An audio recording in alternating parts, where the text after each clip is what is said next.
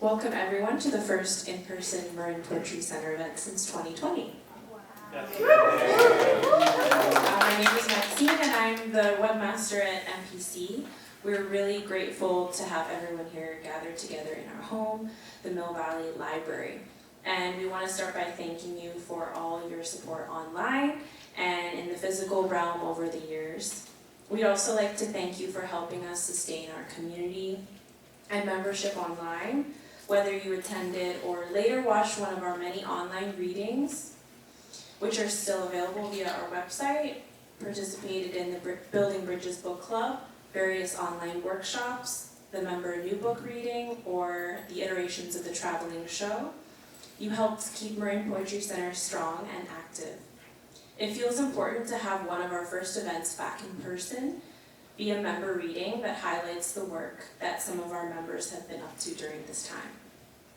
Before we begin, I'd like to take a moment to acknowledge that the Marin Poetry Center operates on the unceded ancestral lands of the Coast Miwok, who are now part of the Grattan Rancheria community, a federation of Coast Miwok and Southern Pomo groups recognized as a tribe by the U.S. Congress since 2000. You can learn more about them at grattanrancheria.com. The land now known as Marin was and continues to be of great importance to the Coast Miwok, who have been its stewards since as early as the mid-1500s.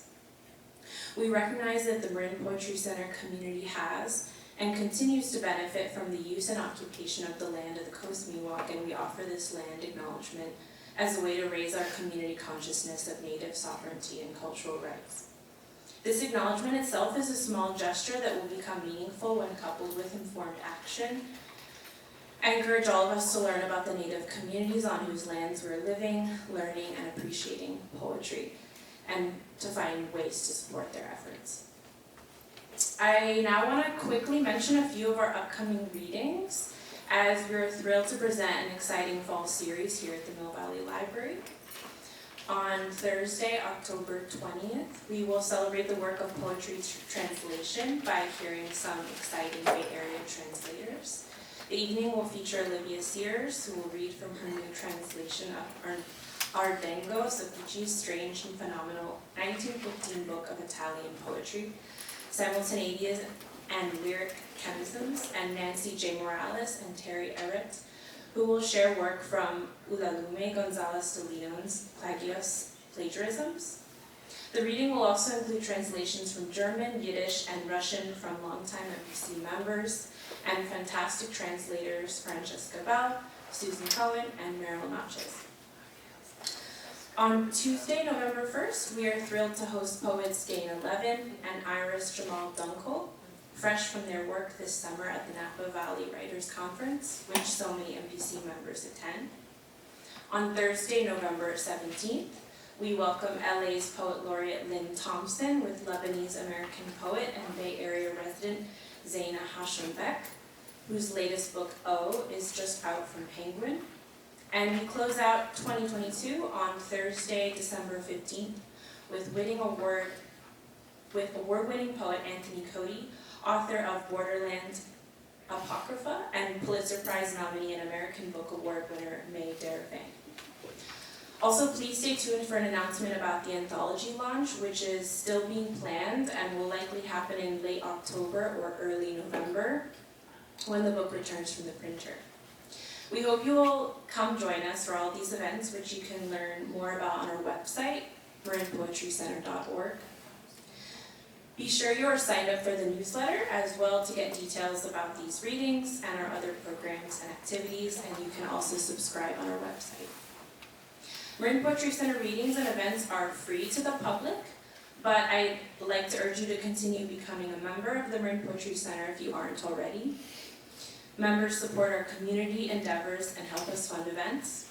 Information on membership is available on our website, where you can learn about perks such as the summer traveling show and anthology. We're also looking for new board members, including a social media volunteer, a high school anthology volunteer, and a poetry liaison to the Marin Poet Laureate to continue to support and sustain these events which bring us all together. And you can contact our chair, Sandy Cross, chair@marypoetrycenter.org is her email if you're interested. So without further ado, I'd like to kick off tonight's reading with two of our newest Marin Poetry Center members, our youth ambassadors. The Youth Ambassador program seeks to support arts leadership in future generations and commit to the future of poetry in the Bay Area. The position is a one-year appointment commencing in May of each calendar year, for which MPC is able to offer a modest honorarium. MPC is also able to offer complimentary one-year MPC membership and an opportunity to attend MPC workshops, tuition-free, open or host MPC reading events, visit Bay Area classrooms with English or bilingual instruction, and propose projects in conjunction with their creative interests. Please welcome Jackson Bramlette to the mic.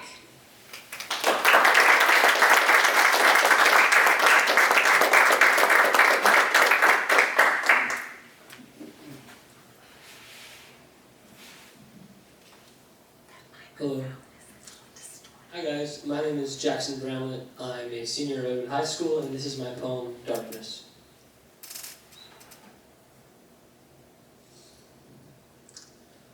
Across the fields of crimson sand, darkness creeps along the land, filling life with pain and toil, violent thoughts and dreams of oil.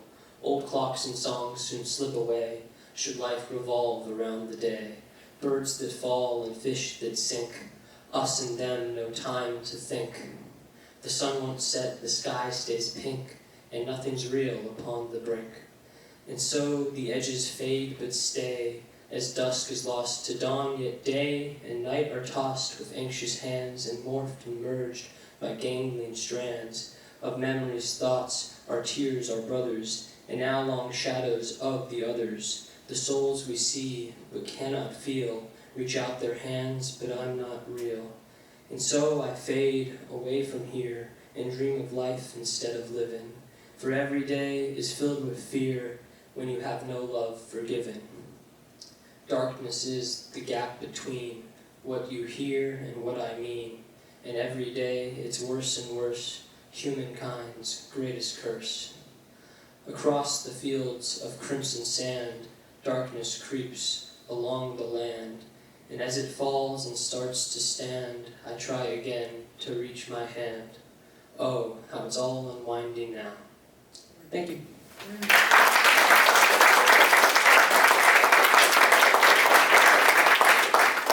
And now please welcome our second youth ambassador, Tashi Manchip.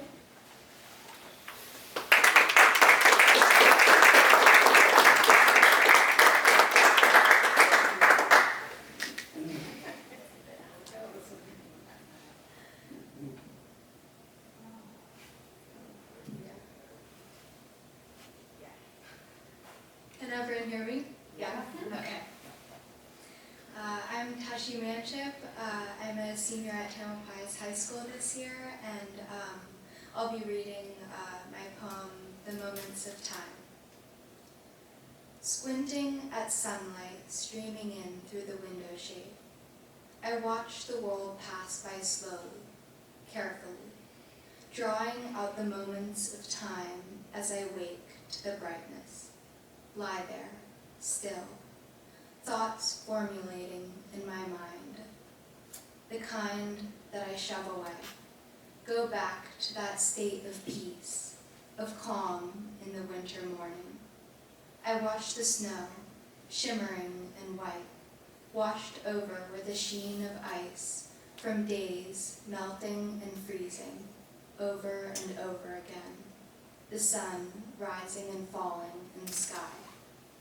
I roll over, turn my back to the light, shadows swallow the walls, blanket my vision, eyelids flicker and close. I watch the world no longer. Sleep has taken me from the morning, and I let it. Still, time passes on. Thank you.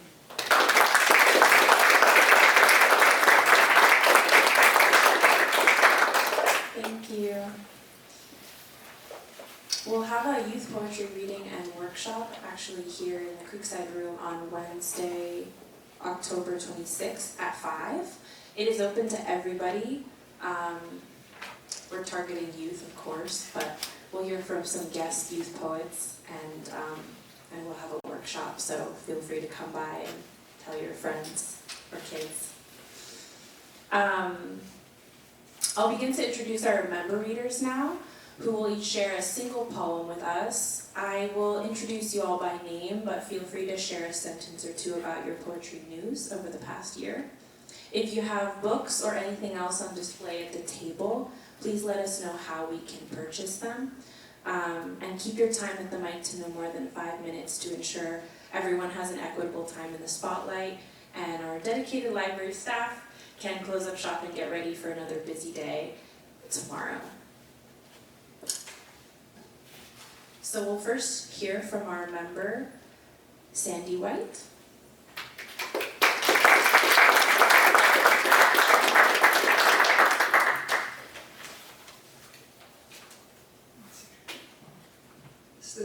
Yeah. Hey, how many engineers are in the audience? 2. This poem is dedicated to you. And to my father, who was a chemical engineer, and he had a leather-bound book with gold letters on the spine that said, Laboratory Arts and Recipes. And it was full of words and formulas and language that no one ever thinks about these things. But this book was chock full of it. And this is where I got the poem. It's called Her Laboratory Arts and Recipes. Silver plating supported an aerial cableway. High in the air, a double-riveted universal lap joint held diagonal pathways along a paramagnetic current. To synchronize luminous resolution of force and mass, a formula for dispersing limited velocities of perpendicular loads and reciprocal flows of rupture in friction coupling needed immediate calculation. The mad witch woman hermit puffed her bellows into the firebox furnace, creating a constant and higher level of radiance. She measured the conical roller thrust bearings for possible warpage and slippage. Then, after adjusting her rain visor, she lowered the density of vapor pressure inside the steam boiler. Preparing for simultaneous loss and receiving of energy timed from different sources, she balanced spherical derivations on her calculator, focusing all the while on solving the critical strain and stress factor. With great care, she polarized moments of depth, resistance, logic, and inertia as final calibrations on glass instruments matched axioms of ancient incantations. "What are you inventing now?" asked Androgenes' hurt cat. Her arms stretched beyond the orifice to lubricate a horizontal, inoperable unity valve that had frozen fast near the arch of the nest gearing's crankshaft case. "Watch this," she said. "The oblique slope of this power accumulator demonstrates that the apple that Eve gave to Adam and the apple that fell on top of Sir Isaac Newton's head not only grew from the very same tree, but flourished in the very same garden." And they watched as the unity valve opened, reconnected, and plunged smoothly on towards the waiting bushing.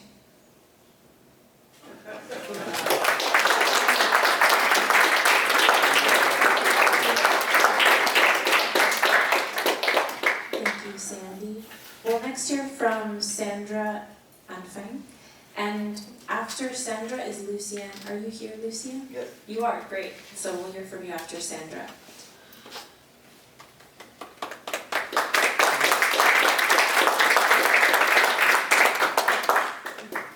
Thank you. So nice to be at a live reading. I'm Sandra Anfang. I live in Petaluma and I host the Rivertown Poets. You may have heard of it. We've been going continuously for 9 years. I have a new book coming out in January called Finishing School from Kelsey Books. But this is not from it. I only changed my choice of poem about 4 times. This is what I ended up with. It's called Ode to a Deer Carcass at Rush Creek.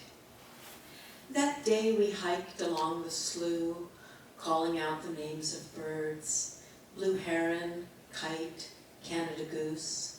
I never knew grace would save the best for last.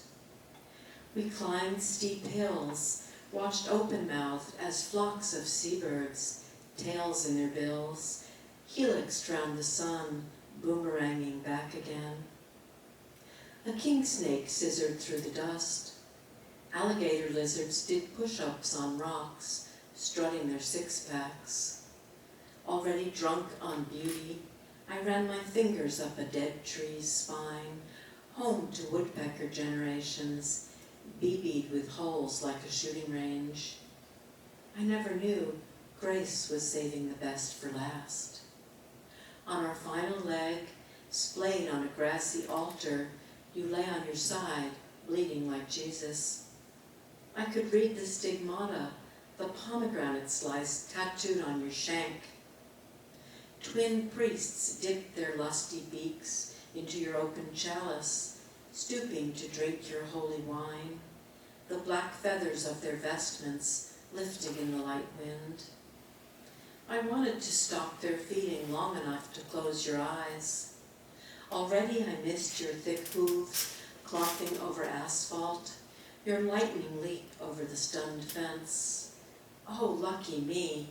I got to bless your body in its ripest suit of flesh, a life of forage shut and bound, like an ancient tome, where pressed between thick leather covers, grace had already penned your obituary. Thank you.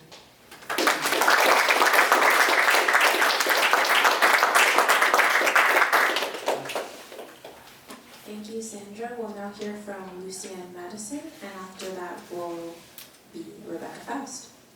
Welcome, Lucian.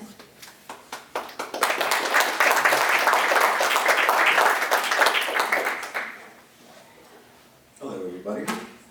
My name is Lucian, and my most recent book is coming out on October 15th, so reach out to me if you want to get a copy. It's kind of about destabilizing forces of like capitalism and about like capitalism, the environment, kind of just all working against us. Just a little bit. Yeah. So I'm gonna read the title poem called Curare, which is an arrow poison that also is, it's from the Amazonian rainforest.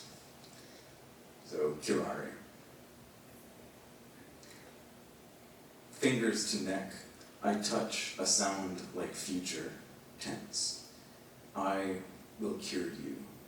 A promise, a pulse, relaxes into submission. In the left hand, a smaller dose to ease suffering. In the right, I hold an arrow, poison to pierce, push lungs into listless amnesia. A fine line between death and healing, and none of us looks well. From scavengers, we became fishermen who stopped in the graveyard to divide the night's catch. One for me, one for you. Our children only see silhouettes among the headstones. Believe us to be God and the devil, dividing souls before the end. One for me, one for you. Baskets replete, we cast more lines, empty the reef.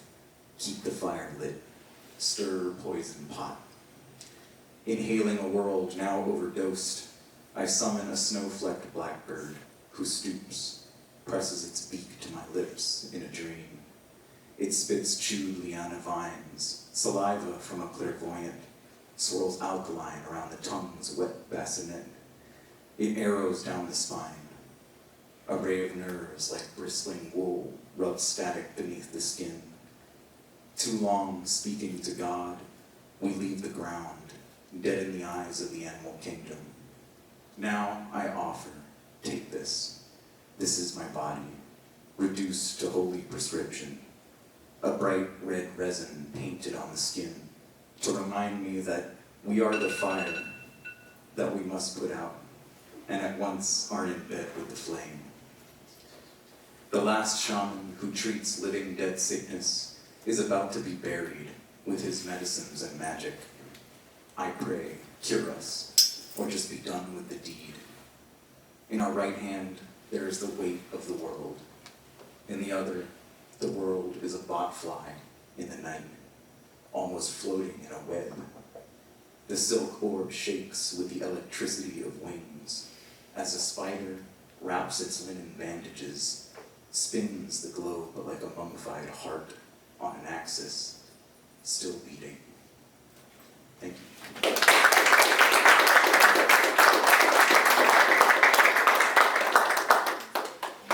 Thank you, Lucian. Please welcome Rebecca Foust. Dave Cedar will follow.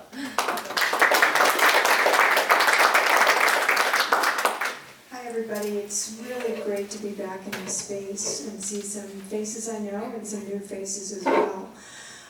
This is my new book. It came out 2 weeks ago. If you're interested in buying it, there are copies on the table and you can talk to me. And I also have a couple copies of my other books there, Paradise Drive and Unexplored Ordnance Bin, and those are free. You can take them if you're interested. So the book is called Only.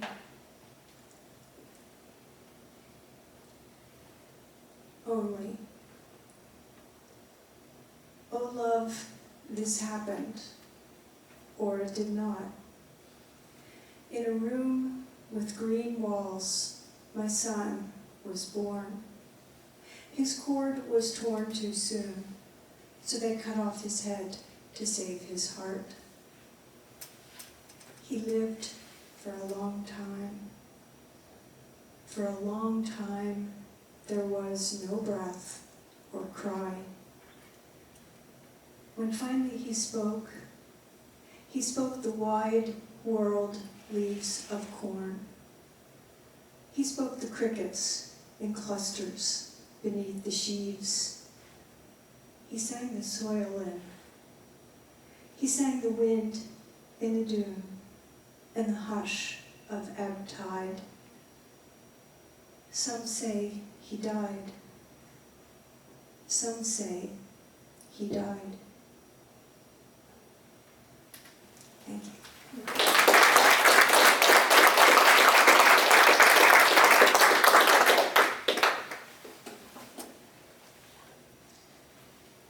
We'll now hear from Dave Cedar, and after Dave, I believe is Donna. Welcome, Dave.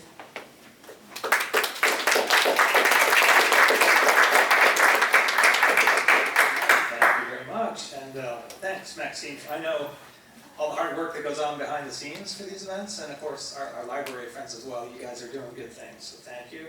I'm going to read a poem from my book, Don't Sing to Me of Electric Fences. And the title of the poem is Movie Icon versus Styrofoam Cup. King Kong's eyes catch the pure glimmer of a styrofoam cup in the jungle, and he's smitten. The surface squeaks slightly when rubbed, sounding like a captive pet or a ravished bride. It wouldn't take much for Kong to crush a styrofoam cup, his strong grip triggered by a twitchy eye, maybe a little itchy or teary from wildfires consuming his homeland. But even if willingly trying to destroy the cup with force of bare hands, he couldn't, Particles would static cling to his fur. Matter cannot be created or destroyed. The laws of physics apply even to giants.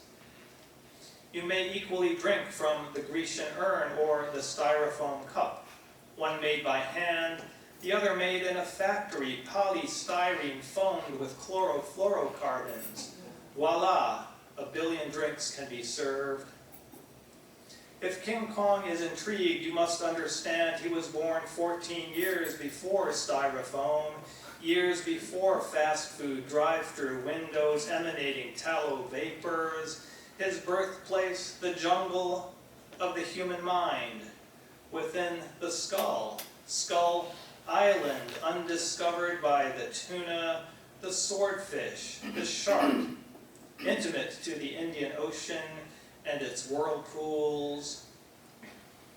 Even as we fill the vessel of the mind with book and movie recommendations, we fill the ocean with styrofoam cups, all the while enjoying purity of beverage, uniformity of container, only unseemly when seen among banana peels and old car batteries, among trash.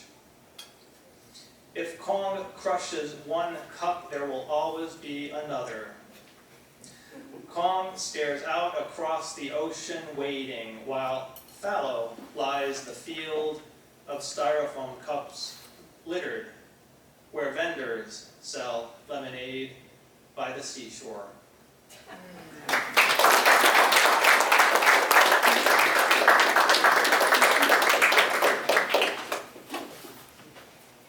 Thank you, Dave. We'll now hear from Donna Emerson, and after that is Jason. Welcome, Donna.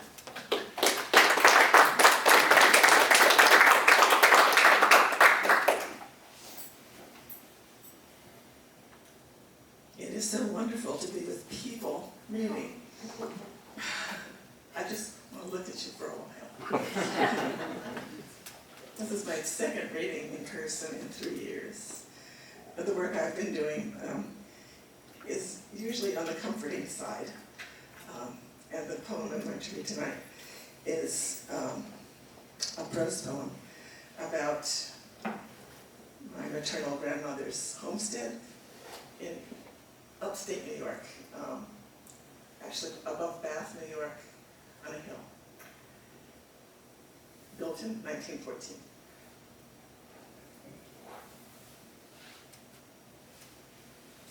Reunion, winter visit, family homestead. We trudge up the dirt road from the new house with all the kids. It's been 5 winters since our families arrived together on the hill. Jared and Chris take the lead, Will and Juliet a few paces behind. We older ones, brother and sister, who form the canopy over the rest, are happy to walk at the back of the parade, the way our parents did 40 years ago after the fire. Snow covers the road and the long grass of the old lawn. We leave the road and walk the 200 yards, hand in hand, to steady ourselves to the foundation of the old house. We're excited because the winter allows us to get closer to the stones than we could in the summer. The trees arch over the spot but don't get in our way. Saplings have grown in the kitchen, the bathroom, right where my cousin chased me with a snake until I screamed from the toilet seat. How small the frame looks. Not quite a rectangle, more like 3 rectangles and a square, as additions were put in place. The kitchen got bigger, the back bedroom was put on the front. No, the back bedroom was put on the front porch of brick. Some in 1914 when Grandma and Grandpa came as newlyweds. Some in the 20s when the Depression forced the family of 6 back to the farm. The cherry tree still stands out back. The 6 maples, now gnarly and dying, still line the lawn in front. Now stars of snowflakes cover the stacked stones. The outline of a house once 10 rooms large. The kids pop over the top, jump into what used to be the dirt floor of Grandma's home, the Dascom area, the place we lived in for every vacation of our childhoods. Here's where the kitchen came up, my brother announces. Now where was the stair down to the basement? To your right, beside the old green and cream wood stove. Remember? Grandpa used to lift the door right out of the floor. We laugh. Well then, this must be the door to the back porch, where Pook and Pookie themselves, Brother Ralph continues. Yes, and over here is the door to your and Alan's room, next to the wood-burning stove, I remind him. And Sherry and I slept right here, with Grandma and Grandpa, next to you. The porch door is over there, I point. How could all of these rooms fit on such a small foundation? Chris asks. That's how we begin the story again. Sitting on the stones of the house, some by the kitchen, some of us on the front room side, the youngest in the basement, on flat, stacked rocks in December.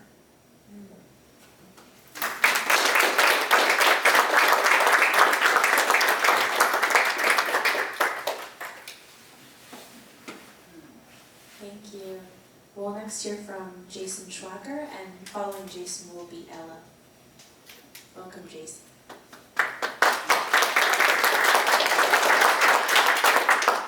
If I speak like this, can you all hear me, or would you prefer I use the microphone? Very fine.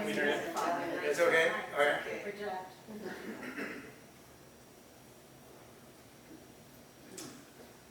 This is a really short poem, so I get to banter a little bit.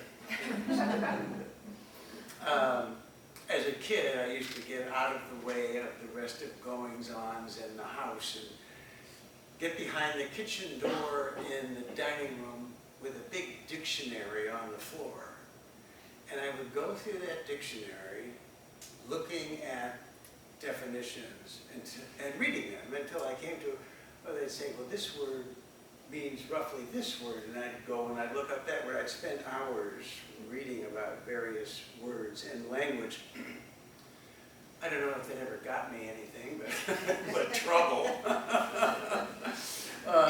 This poem is, I understand you wanted a short poem, so this is short, and this is theanthropic is the title, and it's a word that means human and divine. It's from the Greek, I think, theanthropos, I think it is. Anyway, theanthropos, theanthropic. Where are we without our maps? The objective observer keeps a paw moving and the tail swaying. The map distorts our sense of reason, where a few billion souls, digging in the dark, invent Mercator projections and grow coffee beans, all the while singing as skylarks in our madness. Thank you for listening.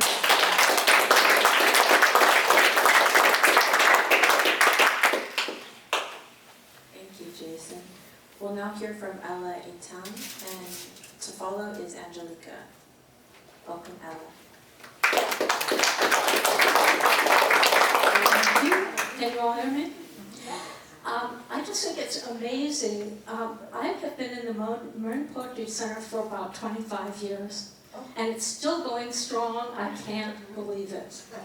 And in fact, maybe even better than ever. So, I'm going to read a poem. First I want to say, I wrote a book many years ago about growing up on a farm in Minnesota. And it captured, what it showed me was that when you write, especially if you write poetry, it brings you back to your past in a way that can't be duplicated. And although the book is finished and it's been out for many, many years, it's still giving to me. And this poem I written fairly recently. It's called Fishing the North Woods, age 13. The road north ends here, beyond only lake after lake, up to Canada. The boreal forest presses its dark form into the river, leaving only a sliver of sky. I'm with 14-year-old boy. Grandpa is teaching us fly fishing while we wait for Gunnar and Roy's dad. Roy is good, but my line falls too fast to hum. Suddenly, a cloud darkens the sky, thousands of black flies. We run to the car for thick bite-proof jackets. I wrap a wool scarf around my head, only my eyes exposed. Later, a tear in the river widens into Uncle Gunnar and Roy's dad, their canoe heavy with fish. Big ones, muskie and pike. We'll smoke them with hickory, the old Norse way. I sit next to Roy on the wide back. I'm in heaven. Touching him. We're silent. Talk interrupts feeling. His arm slides over my shoulder. Silver Bay is the bathroom stop. We stay in the car. By Two Harbors, I can taste it. I have to go that bad. But how can I? It's too embarrassing. My world narrows into having to pee. Hot taste of the body wanting to open into lake after lake, wanting to be rivers that link them, seeing nothing but the deep woods that cover everything except water, water, and again water. God, I'll be 13 is horrible.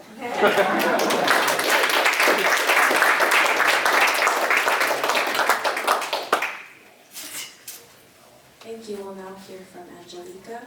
And is Kate Pieper here by any chance? I don't think so. Okay, after Angelika will be Jayne. Welcome.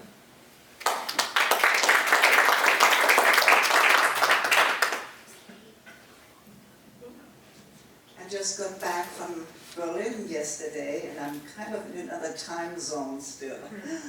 Anyway, this is my book that has just come out. It's called Kriegskinder, which means children of war.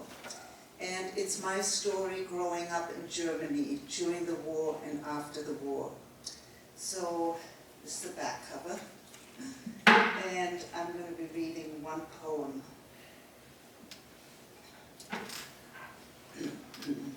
Of ruins and rumors. 1.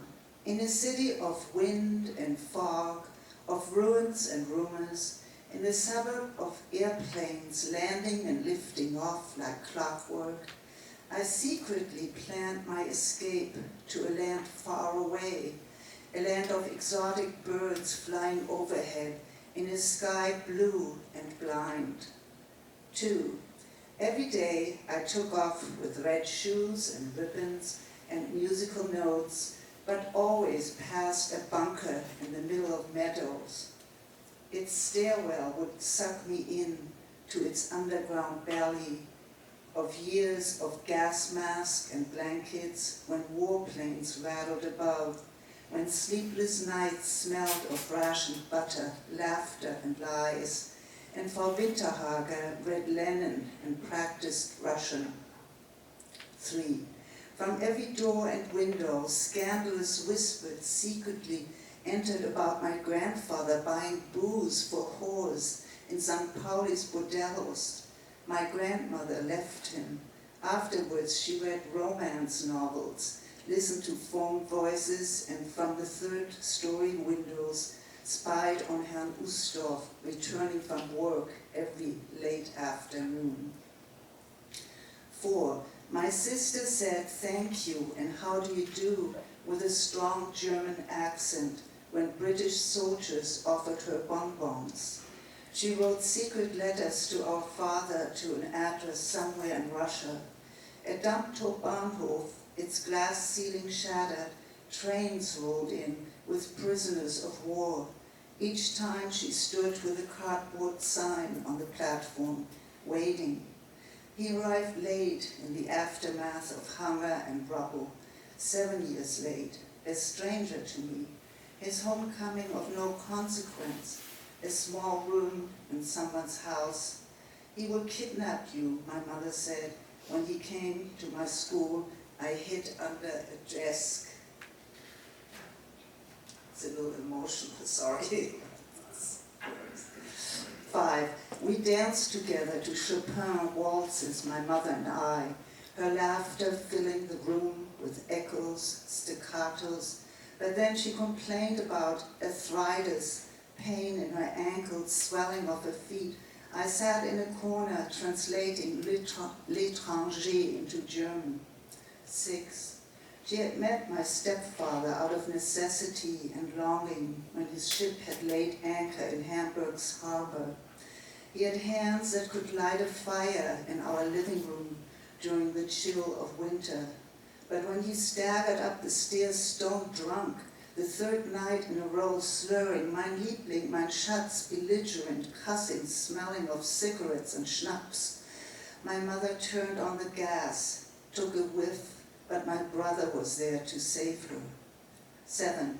Spring always came late with maypole dances, roller skating and inhaling an air of lilac scent and bustling excitement. It always came, even when we almost had given up, when old ladies would gather at street corners with gossip in their pockets, when my mother would hang out a Persian rug outside over a bar, thrashed it hard with intent to get rid of dust mites and battle fading designs. 8. On Tuesdays, I took a tram to the opera house and watched how the queen of the night abandoned her daughter Pamina. I fell in love with Tamino, who stroked my cheeks and sang to me. Ihr Bildnis ist bezaubernd schön. Her portrait is of magic beauty. 9. I took off in a silver plane above the clouds. I was 18. I found a land of azure skies, so intense that it sometimes blinds. I often think back to our place on Niedernstegen, to the cemetery in Niendorf, my mother's grave, under a birch. Sometimes I feel like a hybrid of strange origins, the roots outgrowing their soil in this part that I now call home. Thank you.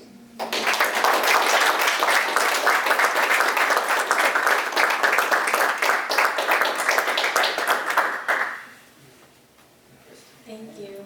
We'll now hear from Jayne McPherson, and to follow is Kathe Jordan. Welcome, Jayne.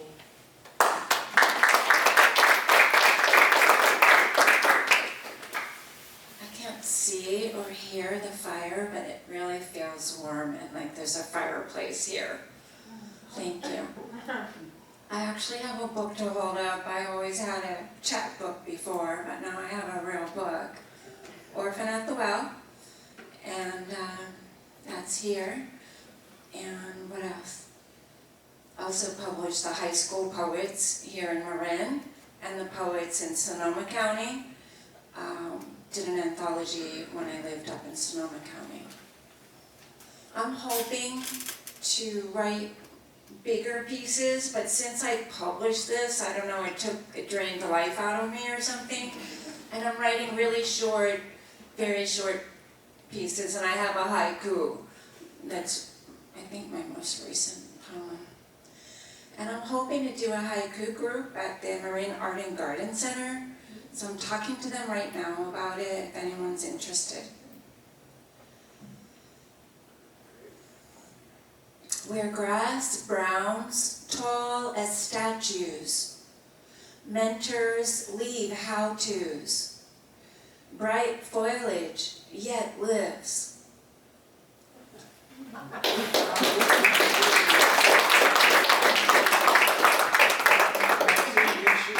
Can you repeat that? Yeah. It was so short.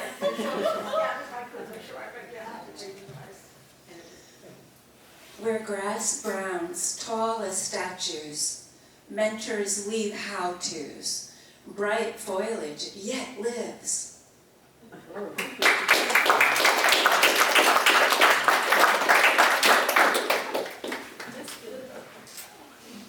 Thank Thank you. We'll welcome Kathe Jordan. And did Abby end up coming? Abby Kaplan, are you here? No. Okay. Kathe Jordan will be our last poet. Welcome. Thank you.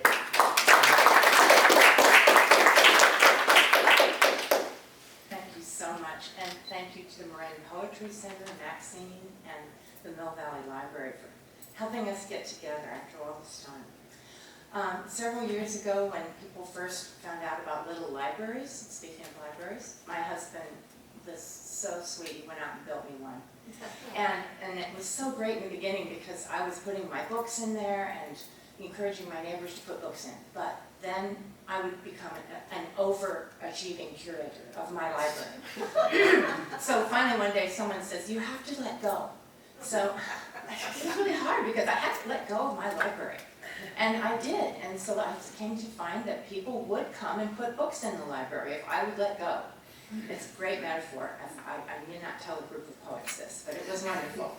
So for years that was a continuing joy to find books in my library. But then something happened a couple years ago. People started coming around and plundering the little libraries and taking every single book out and putting them in backpacks and taking them to sell. And I was really very sad about this, and yet I could see why some people would do this. I mean, I could see both sides, but it really bothered me. So this is a story about that. It's my poem called The Good I Did Not Do. At my little library, someone is unzipping a backpack. I asked the nice-looking woman in wide straw hat if she's found something appealing. Hello? Alice Sebold, Ann Patchett, is too many? She wants to sell my books. I'll out her with kindness. You'll get a good price. Oh, are they buying books again? Yeah, and Pegasus pays more than half price. Have you read The Lovely Bones? It's about a kidnapped girl from her point of view. Oh, nothing shocks me. Her arm sweeps the violent air. I've been abused. Her mouth opens, revealing teeth ground to gums. I hate my father. I'm so angry, she says to me. An old coin sticks in my throat. I can't help the woman. She knows where I live. It's why I couldn't help my brother for 30 years. I don't want to look at her mouth, so I observe the cross at her throat, her leather belt, her blue eyes blinking tears. Why didn't I end up with an English degree and an addiction? Or, like my brother, death by homelessness? Before she's killed, I continue, the girl transcends evil, and she tells her story from heaven. I could tell my story, the woman cries, looking at the sky. Maybe I can help. I turn to her and say, your story matters. It counts. It really does. And then as I turn away, she thanks me for the good I did not do. Thank you.